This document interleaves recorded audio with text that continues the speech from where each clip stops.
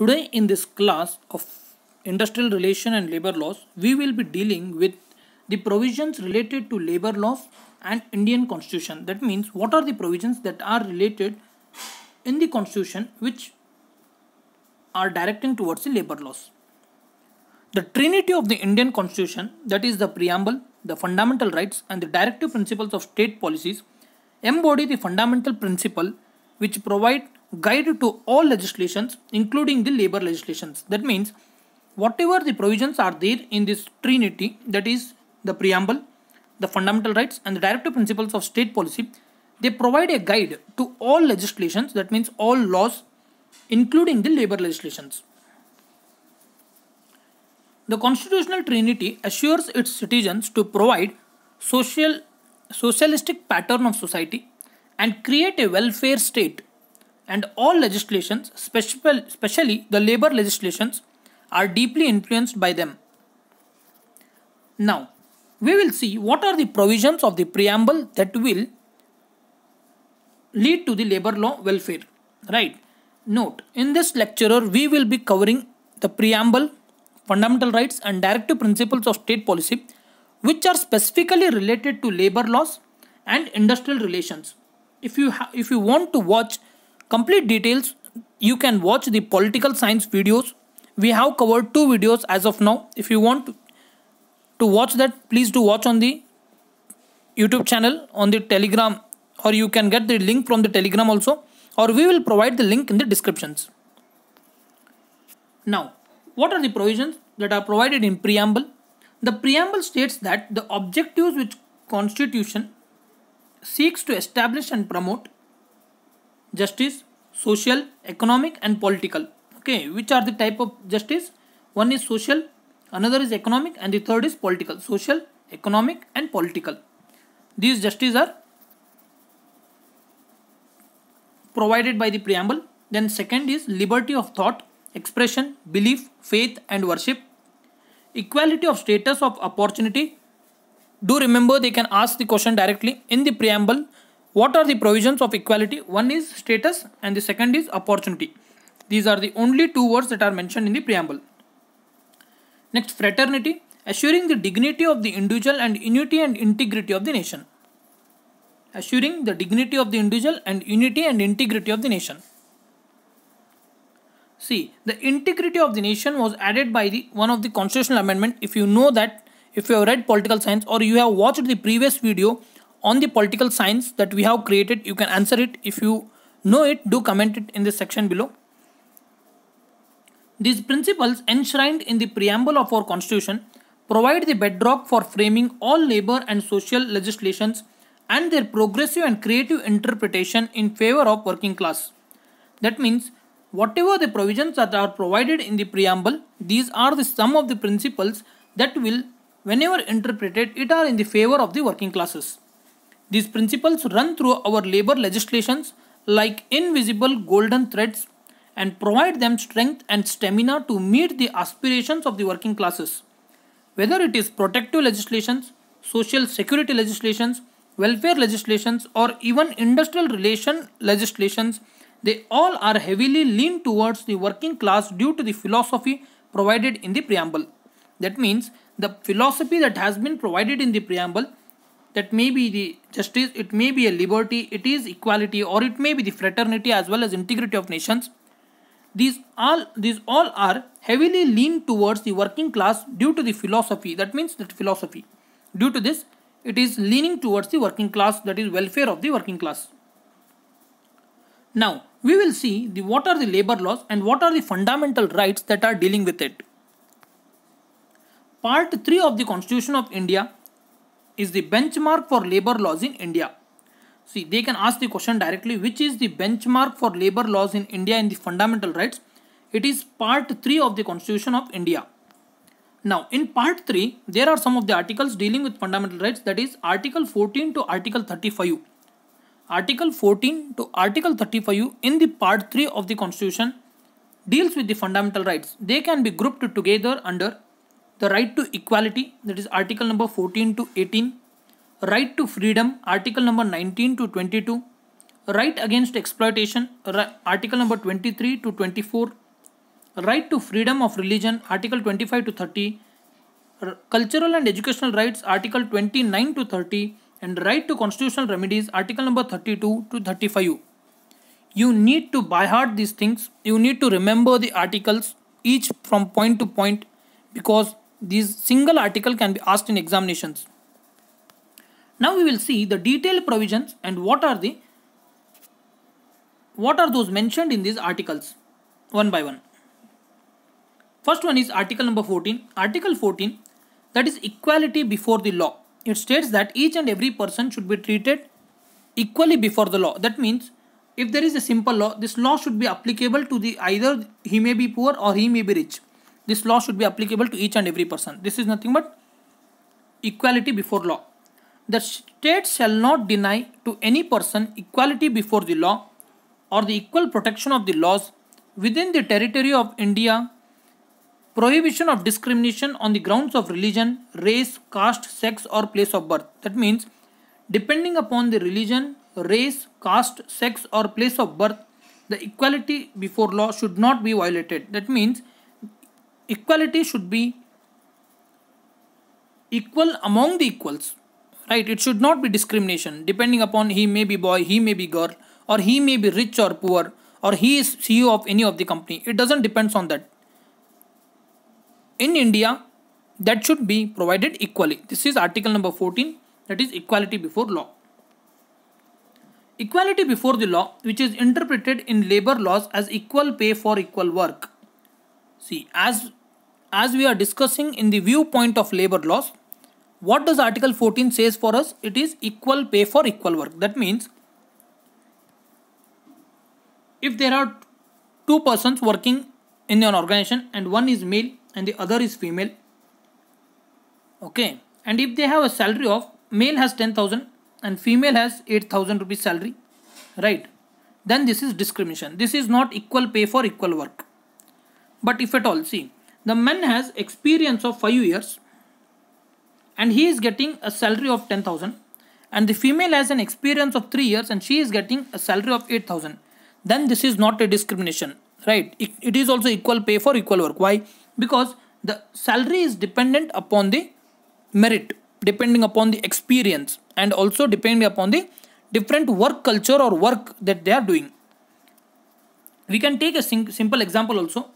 If there is a manager in both the organization, one is construction company and the other is IT, and the manager in the construction company will get a salary of 1 lakh rupees per month, whereas the manager in the IT will get 2 lakh rupees per month. Although they have the same experience, okay, they have experience of 10 years, but their salary varies. Now, this can be called as a discrimination? No, this is not discrimination, because the work nature or the work culture that they are doing is very different. Therefore, this is not a discrimination. See, classification can be on the basis of age, sex.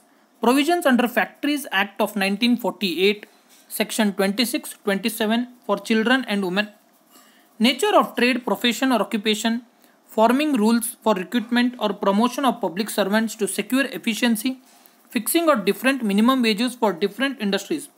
To be valid, the classification must be operational and not arbitrary. That means it should not be discriminatory.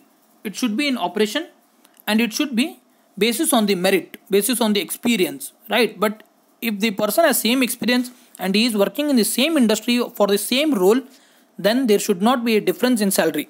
This is nothing but equal pay for equal work. See, in further lectures of industrial relation and labor laws, we will discuss what is this Factories Act of 1948 in detail. So, in order to get the notification, do subscribe and press the bell icon so that you can get notified whenever that video is uploaded. Okay, if you want to read the example, you can read the example. We will provide the handout in the form of PDF. You can download it from the Telegram channel. The link will be provided in description. Next, what? Article number 16. Article number 16, equality of opportunity in matters of public employment. There shall be equality of opportunity for all citizens in matters relating to employment or appointment of any office under the state. No citizen shall on grounds only of religion, race, caste, sex, descent, place of birth, residence, or any of them be ineligible for discriminatory against in respect or any employment or office under the state. That means depending upon these factors, that is religion, race, caste, sex, or place of birth or residence, he should not be discriminated for an opportunity of a job. Nothing in this article shall prevent Parliament from making any law prescribing in regard to a class or classes of employment or appointment to an office under government or any local or other authority within a state or union territory. Any requirement as to the residence within that of state or union territory prior to such employment or appointment. Right, that means whatever is there in this article will not stop the Parliament from providing benefit to the backward class. This is the simple meaning of this. Okay, then there are other two provisions, you can read it from the handouts. Now we will see it regarding to the labor laws. Article 16 clause 1 clause 2 of the Constitution guarantees equality of opportunity to all the citizens. The main point here is equality of opportunity to all the citizens in matter of appointment to any office or any other employment under the state. Clause 3, 4 and 5 laid down by way of expectations, reasonable classification and provisions for backwards and for religious institutions.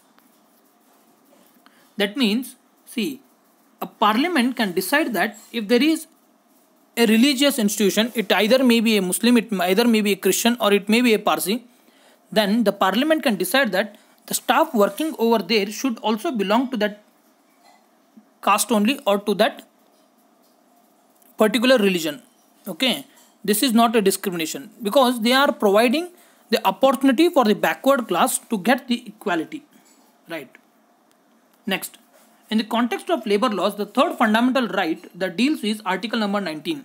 This article is very important and most of the questions will be framed on depending on this as well as article number 21. So do remember each and every point related to this article. Article number 19, protection of certain rights regarding freedom of speech. All citizens shall have the right for freedom of speech, to freedom of speech and expression, to assemble peacefully without arms, to form associations and unions. See, 19 clause C allows to form associations and unions. Do remember this article, that is article number 19 clause C. Next, article 19 clause D, to move freely throughout the territory of India, to reside and settle in any part of the territory of India. F is omitted. F was the other provision, it has been omitted now. It was the right to property, but it has been removed from the fundamental rights. And 19 clause G, to practice any profession or to carry any occupation, trade or business. Now, with respect to labor law particularly, in article number 19, clause 1, clause C, Constitution guarantees citizen to form a union or association. The Trade Union Act of 1926 works through this article of the Constitution. It allows workers to form trade unions. Trade unions provide the power to raise voices against atrocities done to the workers. That means what is atrocities? It is discrimination. That is use of this power in order to discriminate the persons. This is atrocity.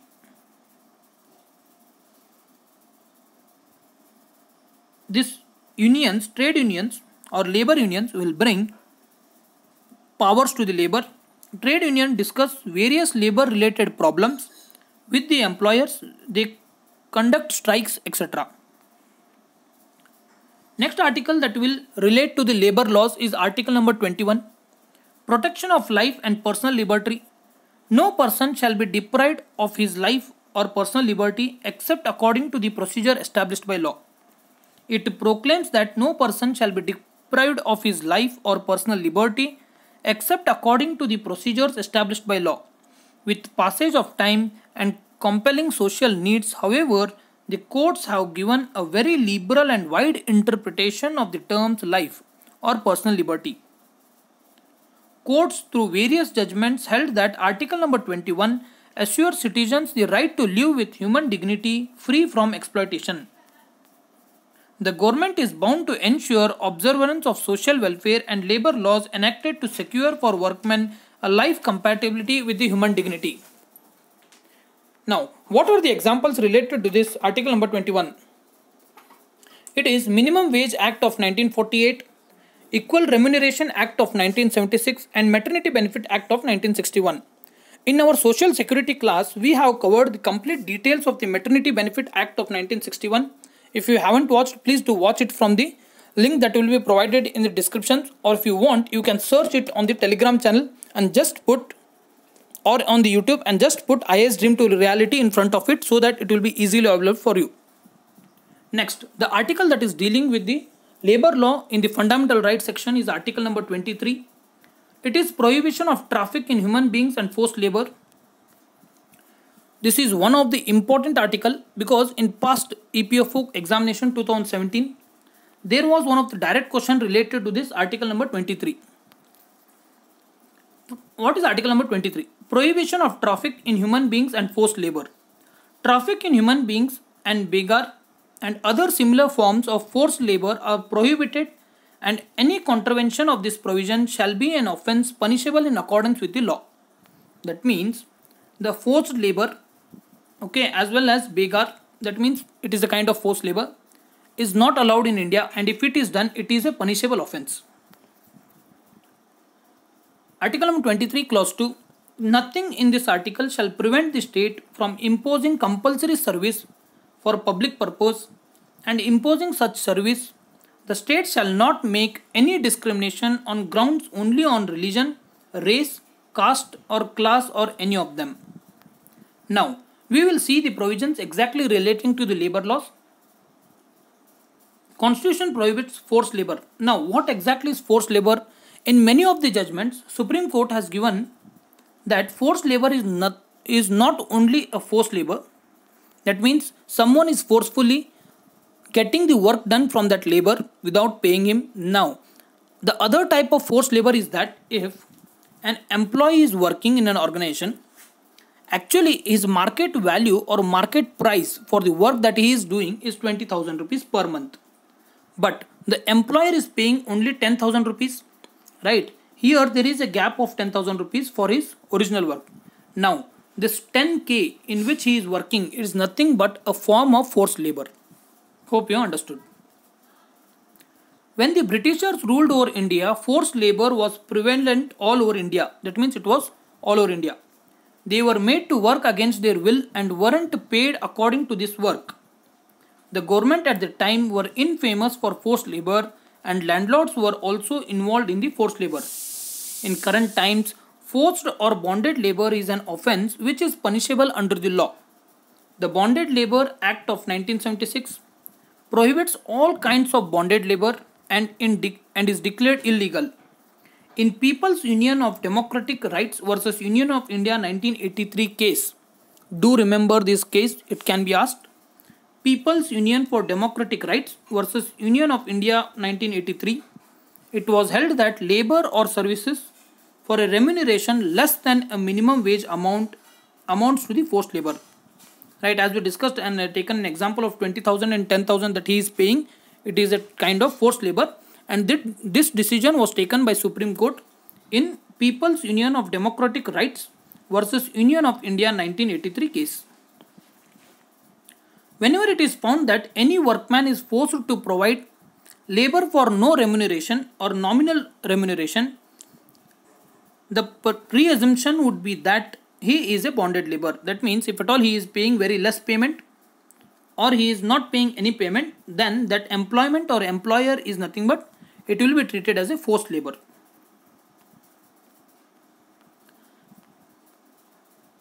Similarly, the courts held that plainest requirement of Article 21 and 23 is that bonded labor not only be identified and redressed but also suitably rehabilitated. That means, see, if a person is working and he is a bonded labor, right, at that time the government should identify that he is a bonded labor and he should remove him out from that bonded labor, and the government also should rehabilitate That means he should provide some of the work for his daily sustenance. Okay, this is nothing but rehabilitation. And it was a decision taken by many of the courts. Next article that is dealing with the labor laws according to the fundamental rights is article number 24. Article number 24, prohibition of employment of children in factories. No child below the age of 14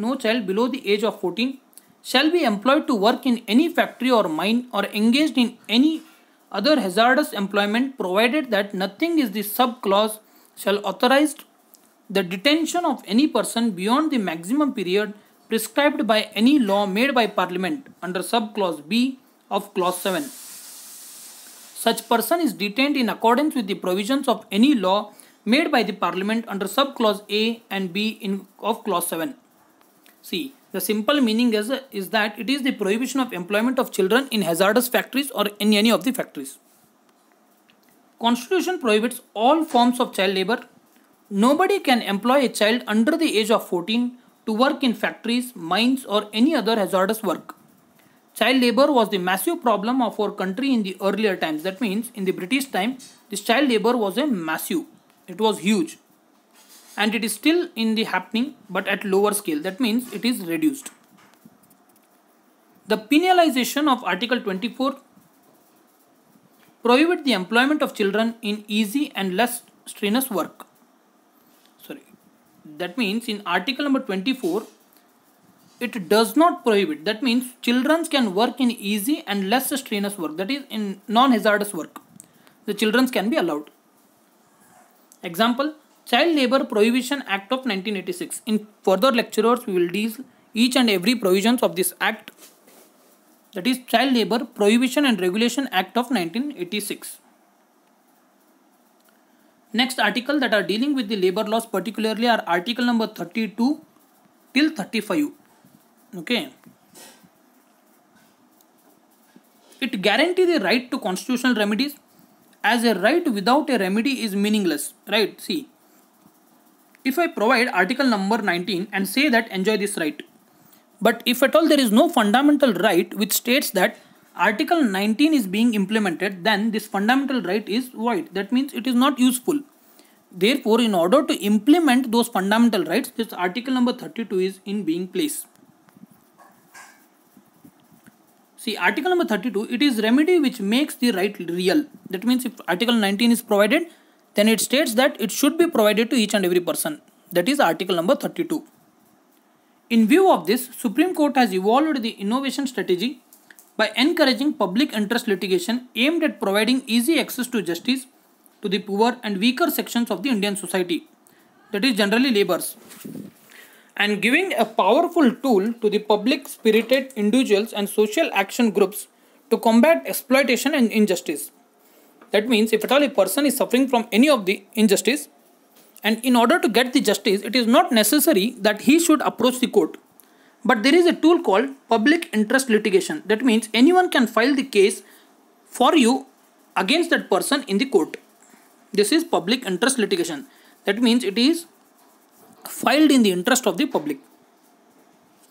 In the cases like People's Union for Democratic Rights, Bandhua Mukti Morcha, the Supreme Court departed from the traditional principle of locus standi to entertain even the letter by a member of public as a writ petition to give relief to poor and illiterate workmen.